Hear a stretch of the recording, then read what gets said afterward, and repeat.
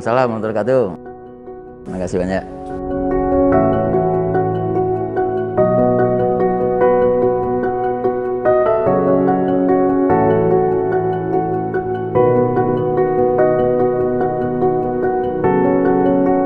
Ya, jadi perlu kami sampaikan bahwa di dalam setiap kita mengawali sebuah kepengurusan, kita mulai dalam satu analisa sebenarnya. Analisa SWOT yang kemudian kita melihat problematika yang ada, terutama yang kemudian sekarang ini.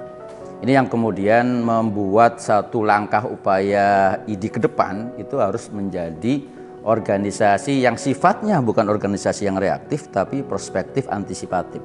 Artinya apa? Kita harus melihat dalam problema kesehatan dan kedokteran ke depan yang lebih kompleks ya, dan permasalahan pun juga lebih banyak dibandingkan yang sebelumnya.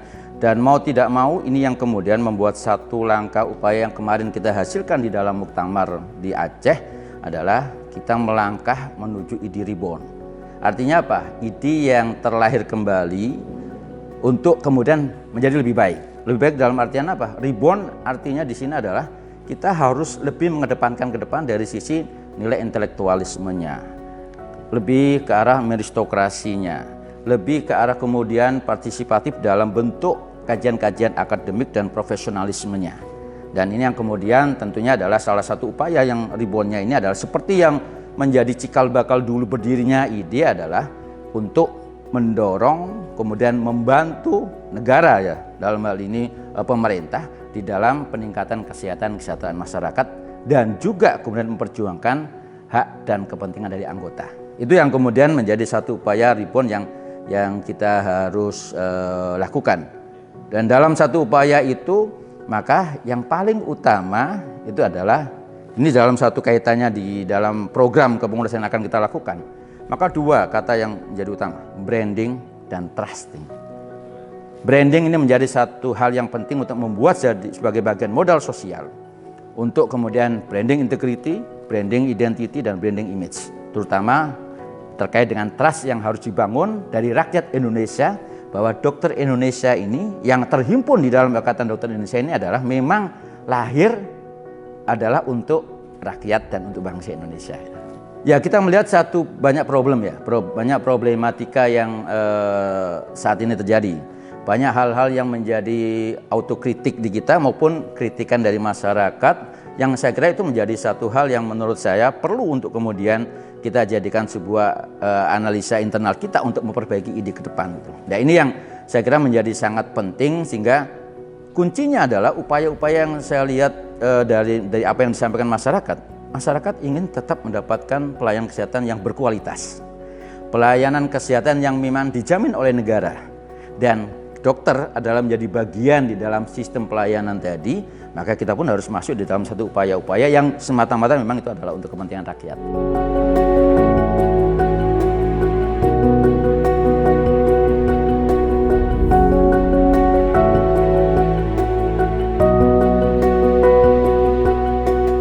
Ya, jadi saya kira kalau kita bicara dalam satu dinamika demokrasi itu sebuah hal yang wajar ya.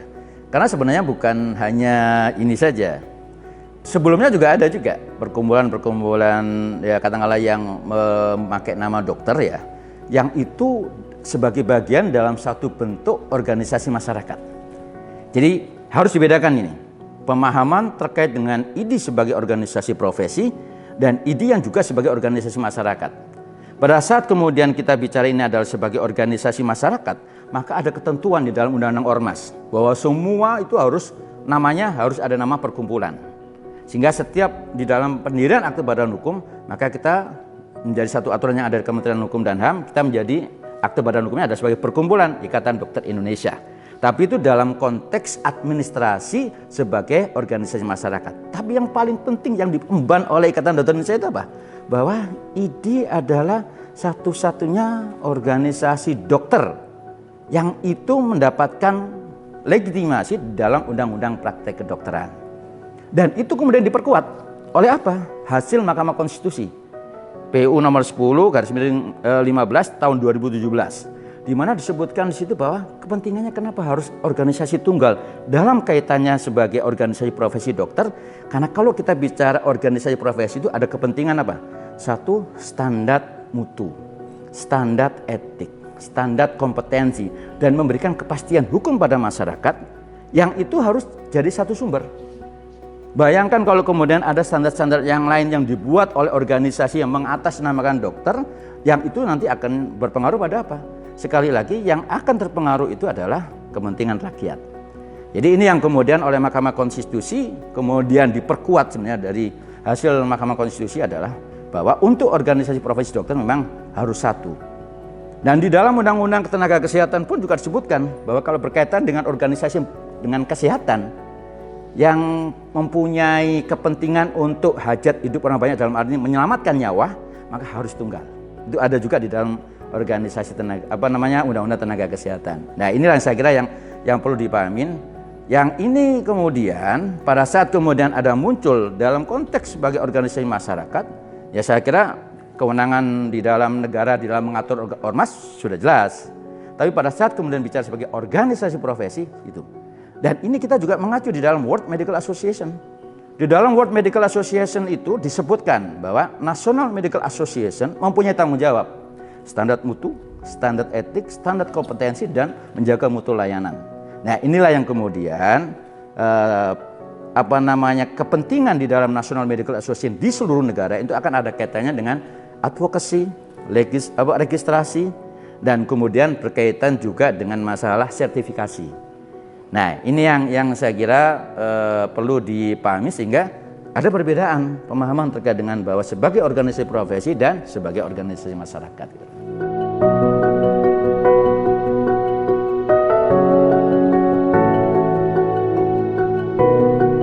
Ya, jadi di dalam kaitan dengan administrasi, ya kaitannya dengan administrasi maka tentunya itu ada kewenangan-kewenangan dari pemerintah melalui satu regulasi yang ada, baik itu regulasi undang-undang atau peraturan menteri. Saat ini memang di Peraturan Menteri Kesehatan 2052 pun jelas sebenarnya kewenangan di organisasi profesi. Dalam hal ini Ikatan Dokter Indonesia bersama dengan perhimpunan-perhimpunan yang berkaitan di bawah Ikatan Dokter Indonesia itu kita hanya terkait dengan masalah kendali mutu, kendali biaya seperti yang ada dalam Undang-Undang Praktek Kedokteran. Di dalam kendali mutu ada kepentingannya apa?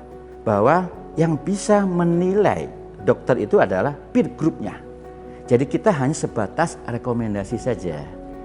Tapi pada saat kemudian bicara tentang kewenangan penerbitan SIP, ya Dinas Kesehatan jelas. Bahkan sekarang bukan lagi Dinas Kesehatan, namanya PTSP, pelayanan terpadu satu pintu.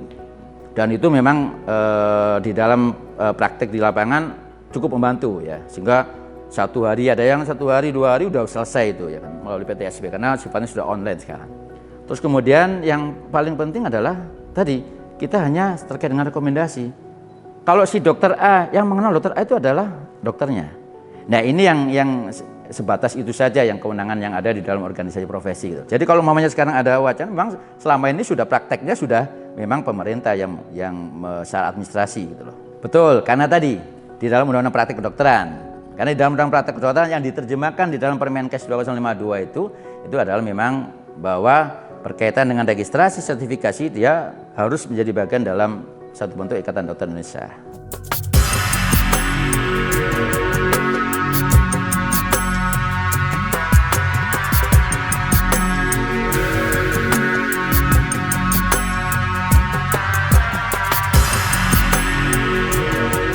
Ya, jadi yang harus dipahami bahwa ada yang namanya sekarang itu adalah global health disease ya. Jadi penyakit-penyakit yang itu kemudian diakibatkan karena dari aspek global. Karena ada pertukaran migrasi masyarakat ya, terus kemudian jalur transportasi sekarang terbuka sehingga potensi-potensi penyakit itu melakukan penyebaran itu pasti akan ada. Sehingga negara itu harus siap sebenarnya. Negara harus siap dengan segala kondisi ya. Mulai dari kemarin kita bicara sebelumnya dulu ada SARS, kemudian flu burung, kemudian kemarin COVID, ya, dan sekarang ada hepatitis. Itu adalah satu hal-hal yang memang akan menjadi satu potensi resiko yang akan terjadi dalam satu negara, gitu, dimanapun itu negara. Nah, kalau kemudian sekarang kita melihat dalam perspektif itu, maka yang harus kita lakukan adalah kuncinya di dalam penata laksanaan itu yang paling harus kita siapkan adalah pencegahan. Bicara pencegahan preventif, kita bicara promotif juga. Bicara promotif, maka kita bicara edukasi. Kalau kita bicara edukasi, maka yang harus kita lakukan sebenarnya di antara semua penyakit itu kuncinya cuma satu. Satu, gaya hidup kesehatan, gaya hidup sehat. Yang kedua, lingkungan, sanitasi, dan berkaitan juga dengan kebersihan. Jadi semuanya dari situ semuanya sekarang. Sehingga kalau kemudian sekarang kita bicara sekarang upaya yang berkaitan dengan hepatitis, memang saat ini masih belum kita dari PPID pun dan juga berkoordinasi dengan Kementerian Kesehatan, kita selalu melakukan satu koordinasi untuk melihat mengantisipasi kondisi-kondisi yang ada di lapangan di daerah, sehingga kita jangan kemudian sifatnya reaktif, tapi kita melakukan satu upaya-upaya antisipatif. Termasuk juga kemudian karena ini masih anon etiologi ya, di antara penyakit hepatitis yang lain, maka yang perlu harus ada standar. Inilah kewenangan dari organisasi profesi bersama dengan Kementerian Kesehatan, kita memberikan terkait dengan bahwa ada standar pelayanan. Apa aja sih problemnya di dalam ini? Jadi ada protokol kesehatan yang kita akan siapkan sehingga teman-teman dokter umum, dokter di layanan primer, mereka akan siap bahwa kalau ada hal-hal yang berkaitan dengan penyakit yang hepatitis, maka kita sudah siap. Tapi kuncinya sambil ini supaya tidak kemudian menjadi outbreak seperti halnya COVID, maka upaya edukasi kepada masyarakat terkait dengan kesehatan, lingkungan, dan kebersihan itu menjadi sangat penting. Gitu. Ini memang sekarang yang lagi kita bahas, karena referensinya masih belum banyak ya. Jadi kemarin kita juga diskusikan beberapa referensi itu masih banyak yang dari luar negeri ya. Referensi yang memang kemarin yang cukup banyak dari Eropa, terutama dari Inggris ya, karena mereka sudah siap untuk upaya-upaya untuk terkait dengan hal ini. Tapi yang paling penting sebenarnya pada saat kemudian kita bicara itu unknown etiologi, berarti dia itu tidak hepatitis A, B, C, D, E ya. Maka apa yang menjadi concern kita? Bahwa kita harus siapkan bahwa ada aspek pembiayaan yang juga harus disupport oleh negara. Jangan sampai kemudian nanti kita terkendala masalah aspek pembiayaan, nggak bisa diperiksa, sehingga akhirnya semua yang kemudian penyakit kuning atau istilahnya sindroma jaundice disebut sebagai penyakit yang sekarang ini gitu loh. Makanya kemudian ada banyak sekali data-data perubahan data kemarin yang di Jawa Timur menyatakan dan akhirnya kemudian diklarifikasi itu adalah sindroma jaundice. Itu adalah satu upaya bahwa di dalam kita menegakkan diagnosa harus ada support yang terkaitan dengan masalah pemeriksaan. Nah ini yang saya kira juga perlu untuk kita antisipasi, dan kemampuan yang paling penting ada kemampuan surveillance epidemiologi yang juga dimiliki dan ditunjang oleh pembiayaan tadi gitu loh.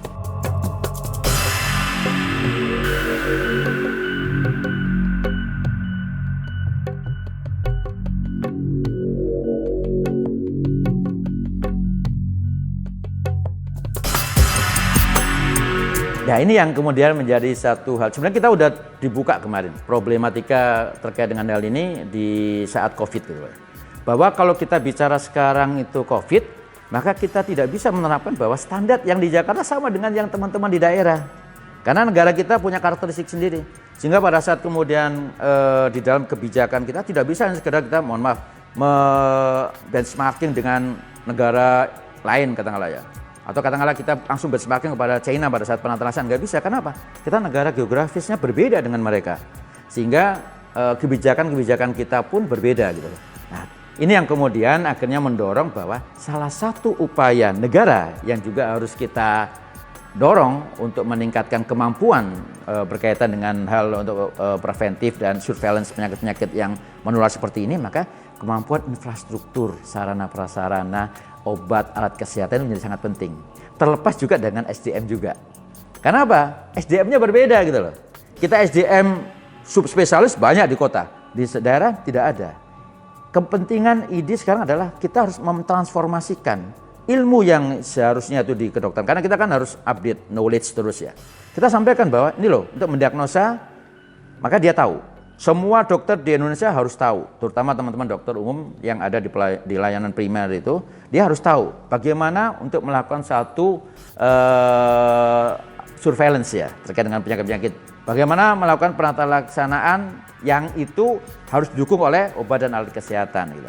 Terlepas dari tadi bahwa pasti akan ada keterbatasan yang terjadi di daerah karena tadi dukungan infrastruktur, dukungan obat alkes yang memang mungkin berbeda. Nah, ini yang kita dorong, peran itu bukan hanya pemerintah pusat tapi juga pemeran dari pemerintah daerah untuk mensupport terkait dengan peningkatan kapasitas kemampuan kesehatan di Indonesia.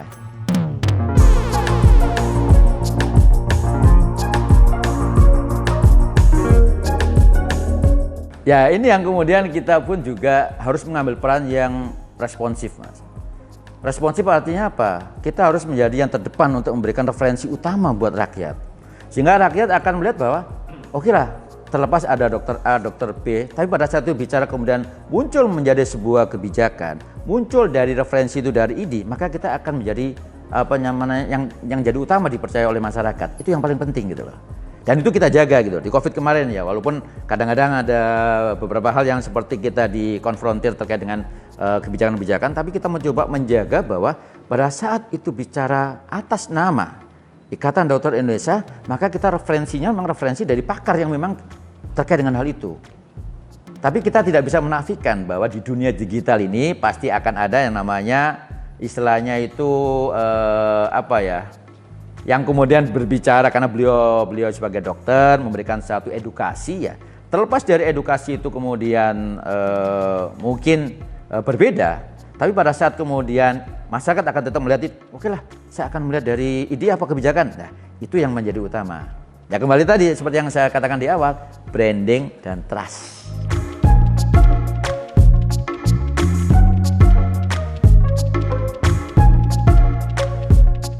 Ya, jadi kuncinya kebersihan, Mas. Kebersihan ya, kebiasaan sehat itu menjadi penting.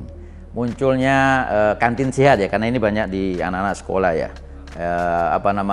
Banyakan pada terutama di baik itu di usia balita atau 15 tahun ke bawah gitu lah ya. Nah, ini yang kemudian menjadi sangat penting bahwa bicara terkait dengan masalah kesehatan ya, apalagi sekarang sudah mulai ada sekolah sudah sebagian hampir semuanya tatap muka. Maka ini yang paling penting adalah menjaga kesehatan itu bukan hanya sekedar kita edukasi lewat pemerintah saja, tapi edukasi yang harus lewat langsung di sekolahan, keluarga. Maka kita sekarang dari kami, kita memperbanyak untuk kemudian membuat sebuah komunikasi publik kepada masyarakat, baik itu via media sosial, Zoom, bahkan infografis itu kita buat banyak supaya masyarakat punya referensi utama. Bahwa salah satu upayanya di sini adalah terutama dalam menjaga kebersihan dan kesehatan.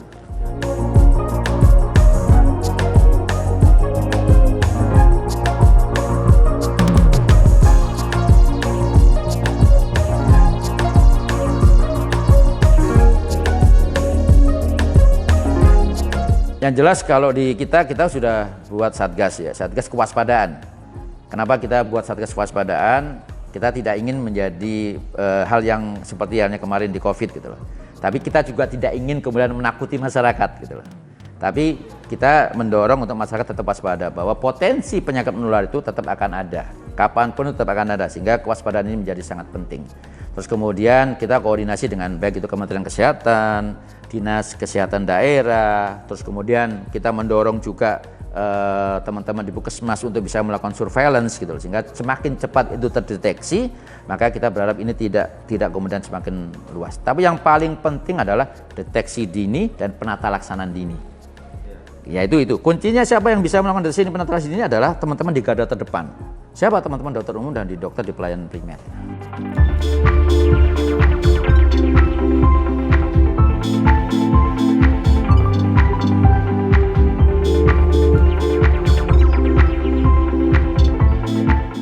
Ya, jadi istilah pandemi itu global. Yang bisa menyatakan bahwa pandemi itu adalah WHO, dari WHO. Jadi kita melihatnya bahwa ini upaya yang sebenarnya masih bisa kita lakukan ya. Dan kalau itu bisa secepatnya kita bisa lakukan sebagai upaya antisipasi dan kewaspadaan, insya Allah itu nggak akan menjadi ke arah pandemi. Karena kalau udah bicara pandemi nanti WHO karena di negara lain seperti hanya kemarin spreadingnya yang menyebarnya lebih cepat banget pada saat COVID ya, dan ini kita penularannya kan berbeda. Penularannya tidak kemarin yang lewat airborne atau droplet infection ya, ini lewat fecal oral, lewat makanan ya itu kan kembali lagi pada masalah kebersihan. Jadi insya Allah ini tidak menjadi pandemi yang seperti halnya yang di COVID itu.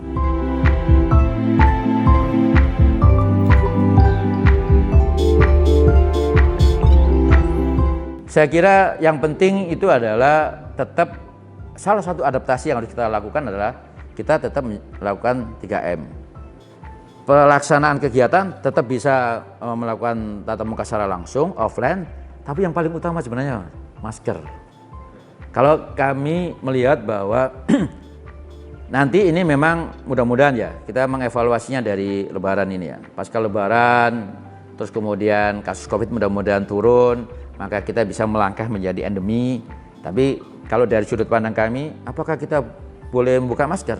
Kalau dari kami atau dari saya pribadi dan saya kira juga dengan teman-teman pakar, masker itu adalah menjadi satu bagian adaptasi kita. Salah satu untuk upaya menjaga kesehatan. Gitu.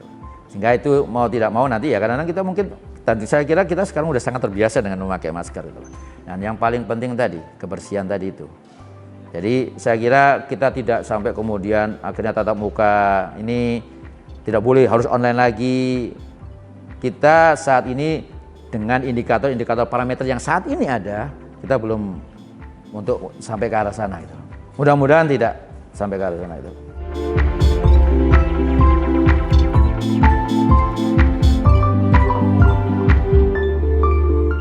Ya, jadi bicara Hari Bakti Dokter Indonesia itu adalah satu bagian tanggung jawab sosial kita. Tanggung jawab kita sebagai warga negara juga, bahwa Hari Bakti Dokter Indonesia itu kita peringati setiap tanggal 20 Mei. Dan itu disahkan atau diakui oleh negara pada zaman Presiden SBY menjadi Hari Bakti Dokter pada saat 20 Mei. Sejarahnya karena pada saat berdirinya Budi Utomo, 20 Mei sebagai Hari Kebangkitan Nasional itu diawali oleh Budi Utomo, yang itu di mana banyak teman-teman dokter yang ikut berpartisipasi. Nah, Hari Bakti Dokter Indonesia itu satu rangkaian sebenarnya. Jadi kami selalu memperingati itu dalam satu rangkaian sampai menjelang hari ulang tahun Ikatan Dokter Indonesia tanggal 24 Oktober. Ya. Usia Hari Bakti menyesuaikan memang dengan usia Kebangkitan Nasional. Jadi kita nanti ke 114. Hari ulang tahun ini nanti tahun ini adalah ke-72. Jadi itu yang kemudian menjadi satu rangkaian. Nah, Hari Bakti Dokter Indonesia dan hari ulang tahun IDI ini adalah upaya yang kita lakukan yang paling utama adalah karena bakti dokter, maka semua kegiatan yang berkaitan dengan masyarakat, pengabdian masyarakat, upaya-upaya untuk meningkatkan kesehatan masyarakat menjadi satu program utama. Kita insya Allah nanti kita akan canangkan di Pati dengan membuat sumur bor di daerah yang itu memang sangat kekurangan air, ya, yang itu menjadi satu upaya untuk menyehatkan. Karena dengan air bersih kunci utama untuk menyelesaikan beberapa permasalahan penyakit yang lain. Kemudian kita buat jamban juga di beberapa daerah yang nanti juga akan diikuti oleh daerah-daerah yang lain. Dan semuanya tidak di 20 Mei. Ada yang kemudian setelah Mei atau Juni, tapi ini menjadi satu rangkaian yang kemudian dilakukan sampai menjelang hari ulang tahun IDI.